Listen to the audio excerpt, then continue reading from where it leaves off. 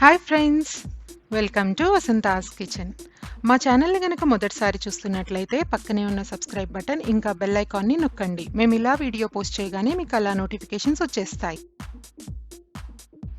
ఈ వీడియోలో మనం అమ్మవారికి నైవేద్యంగా సమర్పించే కదంబం ఎలా చేయాలో చూద్దామండి.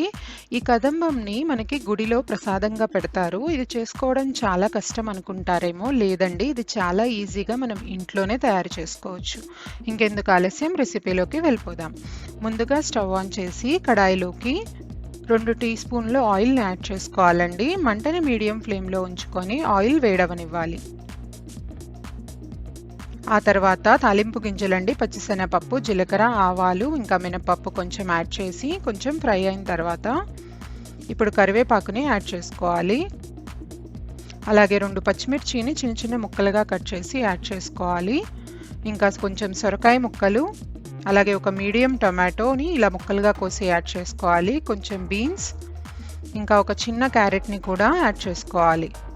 అలాగే బంగాళదుంప ముక్కలు, ఒక చిన్న బంగాళదుంప తీసుకున్నామండి, కొంచెం ములక్కాడ ముక్కలు, ఇంకా బెండకాయ, అలాగే వంకాయ ముక్కలు,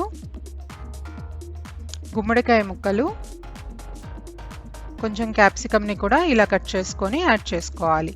ఈ ముక్కలన్నీ యాడ్ చేసుకున్న తర్వాత మంటని మీడియం ఫ్లేమ్లో ఉంచుకొని ఫ్రై చేసుకోవాలండి. మీ దగ్గర ఉన్న ఏ కూరగాయ ముక్కలైనా యాడ్ చేసుకోవచ్చు. రుచికి సరిపడా ఉప్పుని యాడ్ చేసుకోవాలి. ఇక్కడ మేము 1/2 టీ స్పూన్ ఉప్పు ఇంకా పసుపుని యాడ్ చేసాము. యాడ్ చేసిన తర్వాత ఒకసారి బాగా కలుపుకోవాలి. ఆ తర్వాత మూత పెట్టేసి ఒక 5 నిమిషాల పాటు మంటని మీడియంలోనే ఉంచి ముక్కలన్నిటినీ ఉడకనివ్వాలి. 5 నిమిషాల తర్వాత ఒకసారి బాగా కలుపుకోవాలండి. ఆ తర్వాత ఇందులోకి ఒక చిటికెడు ఇంగువని యాడ్ చేసుకోవాలి. అలాగే 1 టీ స్పూన్ కారం, ఇంకా 1 టేబుల్ స్పూన్ సాంబార్ పౌడర్ని యాడ్ చేసుకోవాలి. అలాగే 1 టేబుల్ స్పూన్ చింతపండు గుజ్జుని యాడ్ చేసుకోవాలండి. ఆ తర్వాత ఒకసారి మొత్తం బాగా కలుపుకోవాలి. ఇప్పుడు 1 కప్పు వాటర్ని యాడ్ చేసుకోవాలండి. ఒకసారి బాగా కలుపుకొని ఉడికించుకోవాలి. ఆ తర్వాత ఇక్కడ మేము ఒక చిన్న కప్పుకి ఉడికించిన పప్పు అండి, ముందుగానే పప్పుని ఉడికించుకొని పెట్టుకున్నాము. మేము చేసే క్వాంటిటీ 1 కప్పు పప్పు ఇంకా 1 కప్పు అన్నం అండి. ఇలా ఉండలు లేకుండా ఒకసారి గరిటెతోటి ప్రెస్ చేసి మొత్తం కలిపేసిన తర్వాత మూత పెట్టేసి 2 నిమిషాలు ఉడికించుకోవాలి. మనకి ఇక్కడ బాగా ఉడికిపోయింది. ఒకసారి కలుపుకోవాలండి.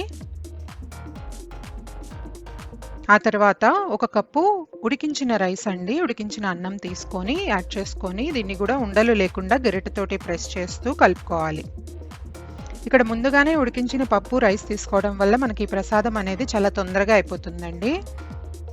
అలాగే 1 టేబుల్ స్పూన్ నెయ్యిని కూడా యాడ్ చేసేసి ఇంకా కొంచెం కొత్తిమీరని యాడ్ చేసి స్టవ్ ఆఫ్ చేసుకోవటమే. మనకు అన్నం ఉడికించింది కాబట్టి ఇంకా ఎక్కువ ఉడకాల్సిన అవసరం లేదండి.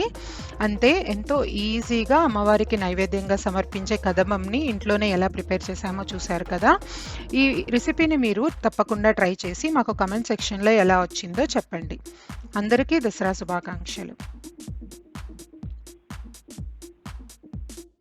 ఈ వీడియో కనుక మీకు నచ్చినట్లయితే మీ ఫ్రెండ్స్కి, ఫ్యామిలీకి తప్పకుండా షేర్ చేయండి. మరిన్ని tasty, variety and healthy recipes కోసం వసంతాస్ కిచెన్కి సబ్స్క్రైబ్ అవ్వండి. Thank you for watching this video.